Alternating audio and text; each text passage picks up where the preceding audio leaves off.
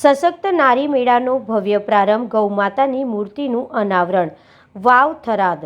77મા પ્રજાસત્તાક પર્વ 2026ની પૂર્વ સંધ્યાએ થરાદ શહેરમાં ઉત્સવમય માહોલ સર્જાયો હતો. મુખ્યમંત્રી શ્રી ભૂપેન્દ્રભાઈ પટેલે સશક્ત નારી મેળાનો ભવ્ય પ્રારંભ કરાવી સખી મંડળોની બહેનોના સ્ટોલોની મુલાકાત લીધી અને સ્વરોજગાર માટે પ્રોત્સાહન આપ્યું હતું.